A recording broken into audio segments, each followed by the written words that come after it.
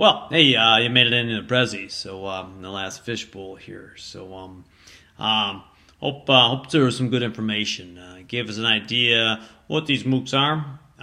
Who's taking these MOOCs and for what reasons, and areas where they're succeeding and maybe where they're falling a little bit short of the mark.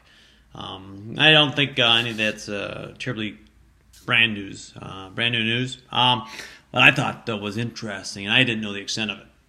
This online cheating, and actually companies, people, vendors, taking online classes for folks, and that certainly gives us reason to pause.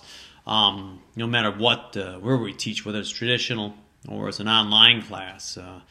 I think though, and as I was saying in the beginning, that smaller classes, I think the instructor, the leader of the class, has a real good sense of, hey, what are the students' needs and who's succeeding in the class and who might be struggling. So I think you have a better gauge of cheating and maintaining academic integrity. More so, small classes, it's a hallmark, the primary grace. It's constantly reinforced, at least in my community. You know, the smaller class sizes, the greater deal of success. I know high school and we get into colleges, maybe a little different environment, maybe a little larger class sizes can accommodate the concerns there. But by and large, my experience, and I think most folks would agree, the smaller setting, I think probably the greater quality that you can provide in service to each one of those learners. And that brings us, I think, back to the last couple of slides, the Gates Foundation studies. And these ideas about, well, we've got these MOOCs and they're offered by some very prestigious institutions, some wonderful lectures. Wish I could even come close to what they could do, but you can utilize that information in a smaller setting. Perhaps we have to customize it a little bit. Maybe we have to clip it out, maybe shoehorn it into our content a bit. But boy, if I got a great lecture from Cal Poly about concrete, or I can access something from MIT about advanced physics that would actually excite my students, or bring in subjects that I might have a hard time covering, or show them information that I have a hard time facilitating at a community college with our limited resources, I'd be a fool not to use that to a greater effect. And like most technologies we've been looking at over a semester and merging ideas in education, what can be done? You know, it's not a one-size-fits-all.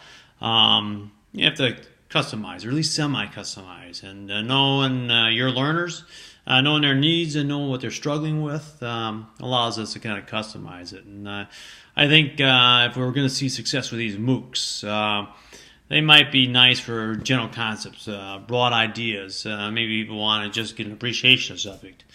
In a pure academic sense, folks wanting to take that next step up in their career. People want to begin their academic pursuits somewhere.